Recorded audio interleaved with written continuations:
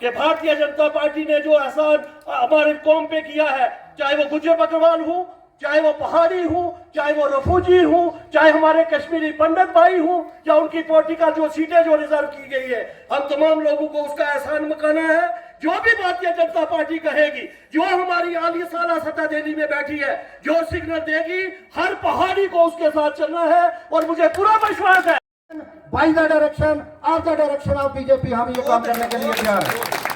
ये उस मंच पर भी मैंने कहा था, आज भी मैं कहने के लिए तैयार हूं। आपकी पार्टी का जो फैसला हमारे सर पर ठोसा जाएगा, हम एक बेगैरत कौम से तल्लक नहीं रख रहे हैं, हम बगैरत कौम से तल्लक रखते हैं, हम उसका जवाब। ये 25 तक डेफर है, इलेक्शन होना है, आज भी होना है और कल भी होना है। लेकिन मैं पार्टी तमाम उन अरकान से ये बाज़ाब्ता ये रिक्वेस्ट करूंगा कि अपने माँ बाप के कहने का, अपने पिछड़ों का कहने का जो मतलब तरीका है, उसको मत छोड़िए। इसलिए कि हमने इकरार किया हुआ है, जो मैंने कहा था इकरार उन बिल्ले साहब ने तस्दीक और उनकी पूरी टीम ने जो है यहाँ पर किया है। मैं अपनी दिल की उम्मीद कर रही हूँ, उसे उनको मुबारकबाद देता हूँ। ये उसमें हमारे honourable chief minister, ex chief minister Mehbooba Mufti ji भाषण देने आए, तो उन्होंने भाषण में कहा, उन्होंने कहा इस कश्मीर के अंदर पत्थरबाजों ने नाक में दम कर दिया। कोई भी प्रोमिनेंट कश्मीरी सिटीजन जुम्मे की नमाज पढ़ने के लिए वो मस्जिद के अंदर नहीं जाते। वो इसलिए नहीं जाते हैं कि वो पत्थरबाजों की नमाज बन चुकी है।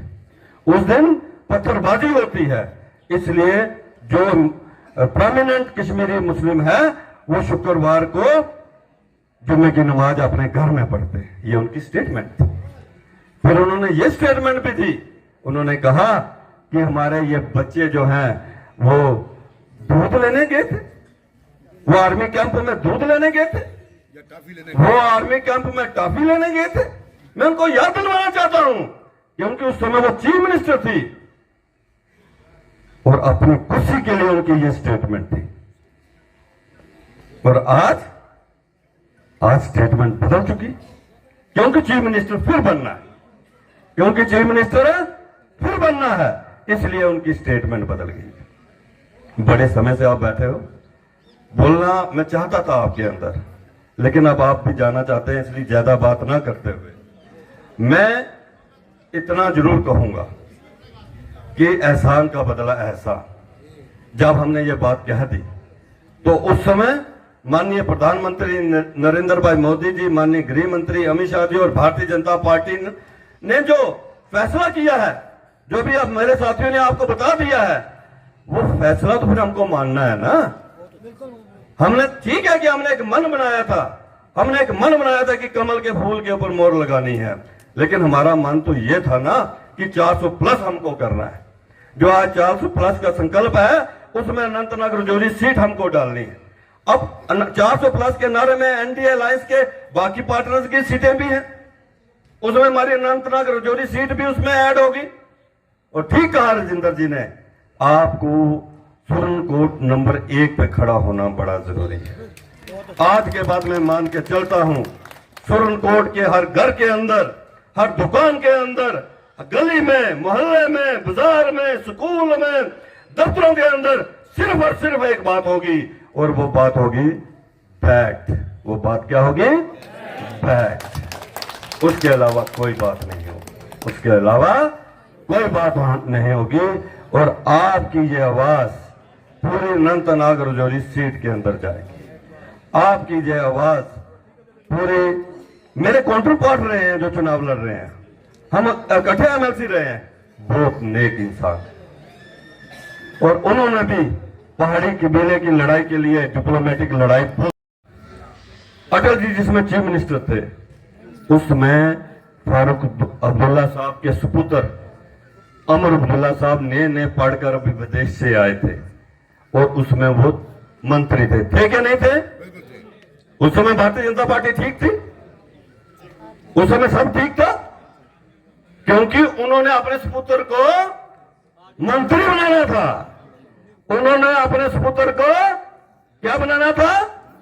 बोलो भाई, मंत्री बनाना था।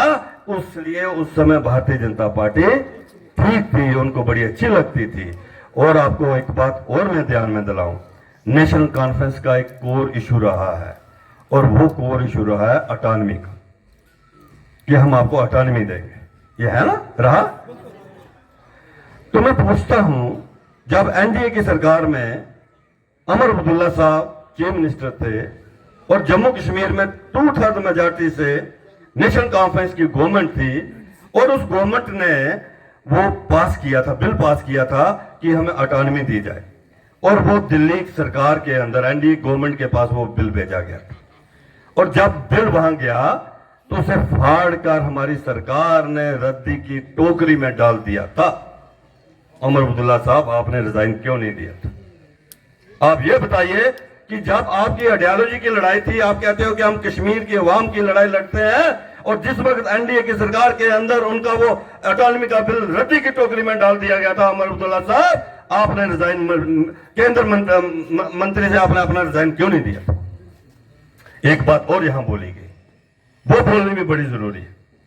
जब 370 और 35 से तोड़ा गया, नेशनल कॉन्फ्रेंस के मेंबर पार्लियामेंट, उसमें फारूक अब्दुल्ला साहब भी थे, और हमारे रिटायर्ड जज साहब वो भी थे।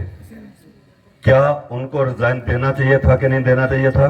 जरा जोर से बोलो भाई। जो जम्मू कश्मीर के अंदर जिन्होंने सबसे ज्यादा हुकूमत की, जो कहते हैं कि जम्मू कश्मीर के वारिस हम हैं, जो कहते हैं कि जम्मू कश्मीर के हितैषी हम हैं, जो कहते हैं कि जम्मू कश्मीर के मुसलमानों के हितैषी हम हैं, जिस दिन 5 अगस्त 2019 को 370 और 35 से हटा, क्या उनको रिजाइन देना चाहिए था कि नहीं देना चाहिए था?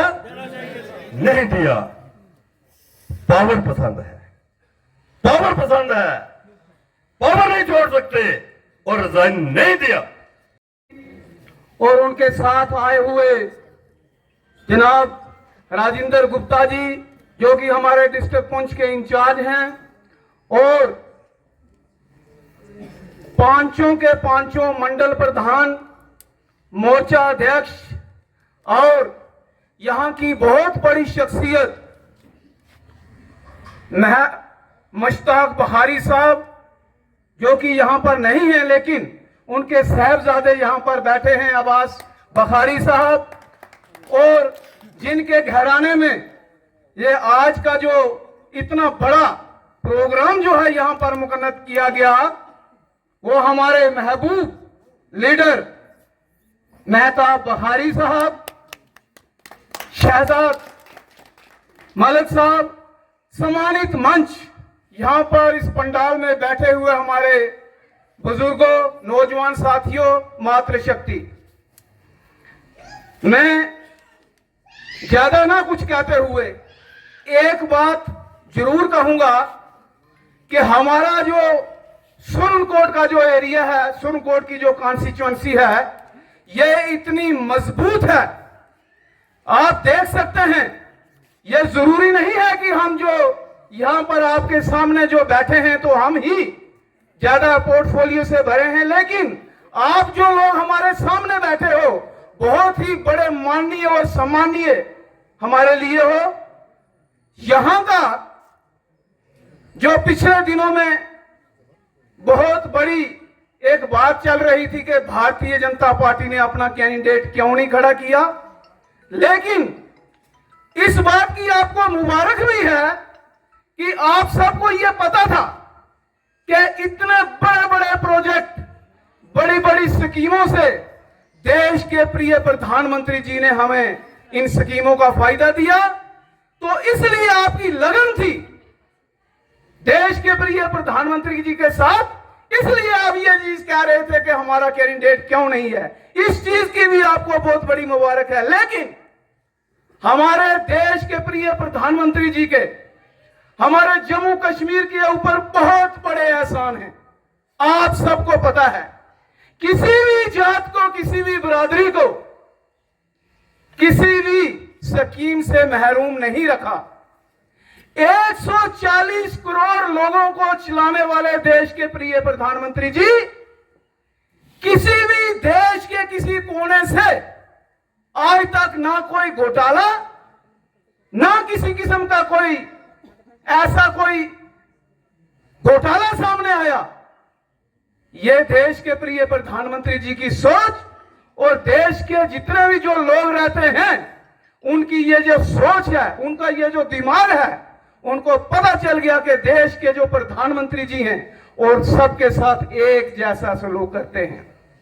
भाइयों, मुझे हुक्म हुआ है कि थोड़ी सी देर बोलना है, लेकिन पिछले दिनों यह भी बात चल रही थी कि देश के प्रिय प्रधानमंत्री जी कौन सा ऑर्डर देने वाले हैं। जिस निशान पर वो कहेंगे हम सब लोग जो हैं उसी निशान पर मोहर लगाएंगे। लेकिन बीच में देरी सवेरी की बात थी, लेकिन आज आपके पास जिन लोगों ने पहाड़ी काज के लिए, गुजर काज के लिए, आम जनता के लिए जितनी मेहनत की है, जदोजहद की है, वो आपके बीच में हमारे विनोद गुप्ता जी आए हैं। इनका भी आप तालियों से बहुत ज्यादा जो है सम्मान किया जाए। भाइयों, अभी यहां पर बात चली कि आने वाले दिनों में जब हमारा चुनाव हो जाएगा, नेशनल कांग्रेस कॉन्फ्रेंस और कांग्रेस और पीडीपी, इनका एक मंशूर रहता था कि ऐसा 4-4.5 साल जो होते थे, इनके जो लीडरान होते थे वो यहां होते ही नहीं थे, लेकिन लास्ट के महीने में 4-6 महीने में मुद्दों को लेकर के पब्लिक के बीच में आ जाते थे, पब्लिक को गुमराह कर करके वोट ले जाते थे। लेकिन आज यहां पर मैं देख रहा हूं इतनी बाशूर आवाम जो बैठी हुई है, ये उनके बहकावे में नहीं आने वाले हैं। अगर हमारे देश के प्रिय प्रधानमंत्री जी ने इतने बड़े बड़े प्रोजेक्ट, इतनी बड़ी बड़ी स्कीमें, गरीब कल्याण योजना के लिए हमारा यहां पर का काम किया है, तो हम उस फैसले का इंतजार कर रहे थे। उस फैसले के लिए हमारे श्रीमान विनोद गुप्ता जी आपको बताएंगे। भाइयों, आज वो वक्त नहीं रहा कि हिंदू को मुसलमान से लड़ाया जाए, गुज्जर को पहाड़ी से लड़ाया जाए। ये वक्त खत्म हो गया। आज डेवलपमेंट की लड़ाई है, डेवलपमेंट की। भारतीय जनता पार्टी अगर लड़ाई लड़ती है तो डेवलपमेंट की लड़ाई लड़ती है। आज देख सकते हैं आप हमारे देश के प्रिय प्रधानमंत्री जी ने कितनी बड़ी जो है हमारे जम्मू कश्मीर में, क्या पूरी दुनिया में, पूरे देश में कितनी बड़ी डेवलपमेंट की है। मैं ज्यादा ना कुछ कहता हुआ एक बार फिर आपसे गुजारिश करूंगा कि आने वाला जो भी डिसीजन आ रहा है, अपना एक भी वोट जाया मत करें, क्योंकि ये सारे वोट जो है भारतीय जनता पार्टी के ही वोट हैं।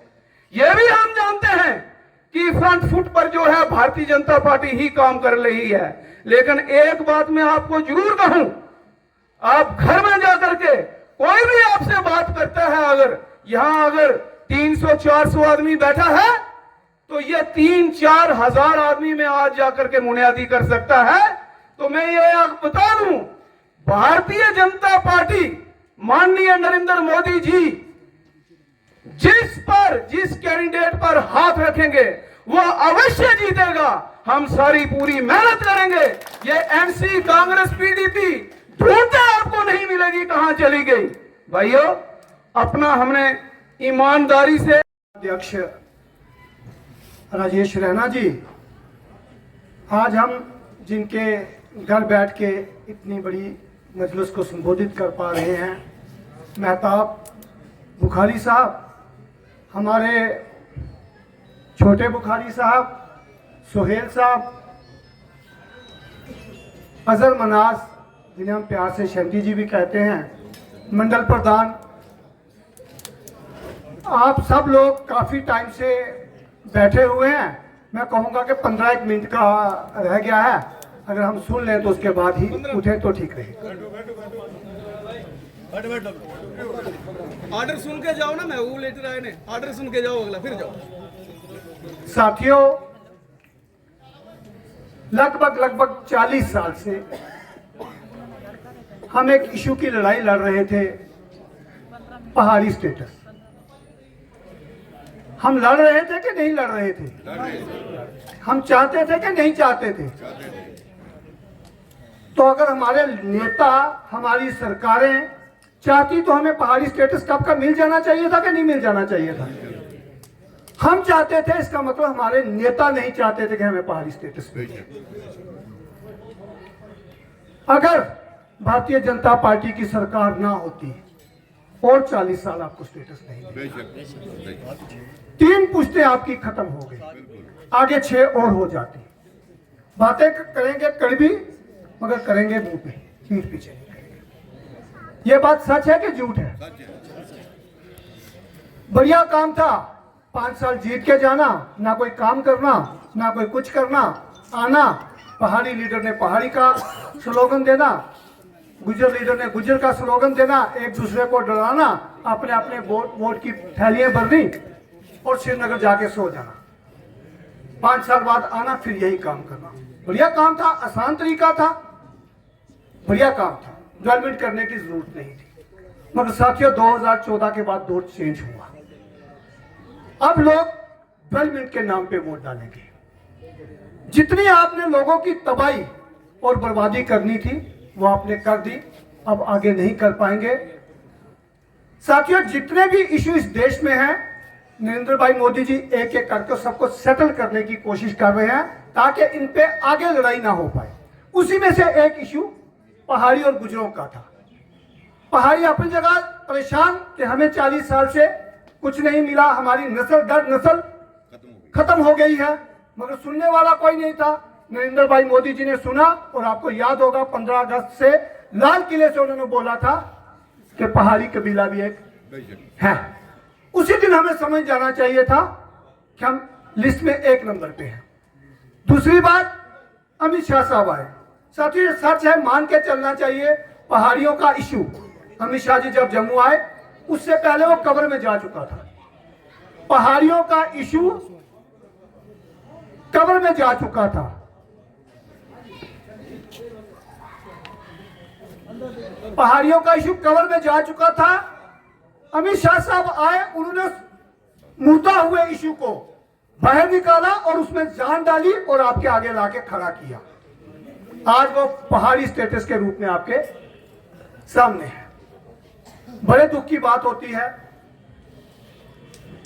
सोहेल साहब ने बड़ी अच्छी तरह बोला कि हम 3 साल में उस इशू को, उस नस्लकशी को हम भूलने की कोशिश कर रहे हैं। ये अफसोस की बात है। जो लोग आप बैठे हैं नहीं भूले हैं, मगर कुछ लोग भूलने की कोशिश कर रहे हैं। जो लोग विभोर जी के, रविंद्र रैना जी के पीछे पीछे अमित शाह जी के दरवाजे तक, मोदी साहब के दरवाजे तक जाते थे कि आप हमें पहाड़ी स्टेटस दो, हम आपकी अपनी नस्लें जो है आप पे कुर्बान कर देंगे। साथियों, आज अगर वो जाके किसी A, B, C, D के लिए वोट मांगते हैं तो क्या वो धोखेबाज नहीं है? वो दलाल नहीं है? वो चावल में भंड की तरह नहीं है? उन लोगों को पहचानना चाहिए, उनकी शनाख्त हमें करनी चाहिए। अगर हम शनाख्त नहीं कर पाते हैं तो फिर बड़े हम उल्टे से लोग हैं। मैं देख रहा हूं, फारूक साहब का कल राजौरी दौरा था। वो कह रहे थे मुसलमानों को बचाना है। भाई साहब, आप सत्संग में जाके बड़ा बढ़िया सा भजन गाते हो, तब मुस्लिम खतरे में नहीं आता। मुस्लिम बीजेपी को वोट देता है तो मुस्लिम खतरे में आ जाता है। मुस्लिम बीजेपी को वोट देता है तो खतरे में आ जाता है। आप भजन गाते हो तो खतरे में नहीं आते। महबूबा मुफ्ती जी कहती हैं कि मुस्लिम वोट बीजेपी को देगा तो मजहब खतरे में है। वो पुंछ में जाते हैं, मंदिर में जाते हैं, शिव जी के ऊपर जल चढ़ाती हैं, मजहब खतरे में नहीं आता। ये कौन सा ड्यूल स्टैंडर्ड है? मुझे मतलब समझ आनी चाहिए ना, बातें समझ आनी चाहिए। हम बात छुप के करेंगे, घर में बैठ के करेंगे, वो बात नहीं अब चलेगी। अब नेताओं को बातों का जवाब देना पड़ेगा, नेताओं को बातों का जवाब देना पड़ेगा। आज हमारे मियां अल्ताफ साहब बड़ी रैली कर रहे हैं। वो कह रहे हैं कि गुजरों को वोट एक साइड जाना चाहिए। जिस दिन फारूक अब्दुल्ला साहब ने इंटर डिस्ट्रिक्ट रिक्रूटमेंट बंद की थी, तब मियां अल्ताफ साहब क्यों सो रहे थे? उन्होंने क्यों रिजाइनमेंट नहीं की थी? उन्होंने क्यों एनसी से रिजाइन नहीं दिया था? ये 4 दिन पहले फारूक साहब गुजरों को गाली दे रहे थे कि गुजरों को पैसे दो, अपना वोट बेच देते हैं। तब मियां अल्ताफ साहब कुछ नहीं बोले, तब हमारे बड़े बड़े गुजर लीडर कुछ नहीं बोले। मैं कहता हूं हद होती है। महबूबा मुफ्ती जी, उनके वालिद मरहूम पूरी उम्र कांग्रेस में रहे, इस देश के गृह मंत्री रहे। बाबा हमें एसटी दे देते। किसने हाथ पकड़ा था? भारतीय जनता पार्टी ने दे देते। आप जम्मू कश्मीर में सत्ता में आए, महबूबा जी भी रहे, उनके वालिद मोहतरम भी रहे, हमें पीएसपी दे देते। किसने रोका था? जब ही एलजी साहब के हाथ में हुकूमत आई। आज की इस मीटिंग के जो चश्मो चराग हैं और मेरे क्लासमेट जनाब एडवोकेट अवैस बहारी साहब, सबको और महिला मोर्चा के जितने भी यहाँ पर पूरी टीम है, गुलशन जी हैं, रोज़िया जी हैं, नाइमा जी हैं, इम्तियाज़ जी हैं, मैं सबको अस्सलाम वालेकुम, आदाब, नमस्कार, सत श्री अकाल। विनय जी भी बैठे हैं। मैं जहाँ गुप्ता साहब नज़र डला रहा हूँ तो ये सब लोग हमारे अपने हैं। TSO मिर्ज़ा साहब हैं, तो मैं माजरत से कि मैं कुछ नाम नहीं ले सकता, तो क्योंकि वक्त के दामन में इतनी गुंजाइश नहीं है। साथियों, जिस तरह आप सबको पता है कि इस वक्त हम इलेक्शन के एक बड़े क्रूशल स्टेज से गुजर रहे हैं, और जो 4 दिन पहले जम्मू के अंदर मीटिंग हुई उसमें मेहताब बहारी साहब भी मौजूद थे। हमारे स्टेट के जो अध्यक्ष हैं मोहतरम जनाब रविंदर रैना साहब उसको हेड कर रहे थे, और पूरी टीम ने ये डिसाइड किया कि जब हमारे सवालात और जवाबात हुए कि किस तरीके से हमें आगे निकलना है, किस तरीके से चलना है, तो हम सब ने इनसे रिक्वेस्ट की कि आप एक लाए अमल तैयार करें कि जो हमने पिछले 3-4 सालों में सुरनकोट और डिस्ट्रिक्ट पुंछ राजौरी में जो मेहनत की है, और खासकर जो शेड्यूल्ड ट्राइब स्टेटस के जुमरे में जो हमारी एक स्ट्रगल रही, और बिल आखिर इसी साल जो है वो पूरी हुई, तो हमारा गुप्ता साहब यहाँ हर फर्द का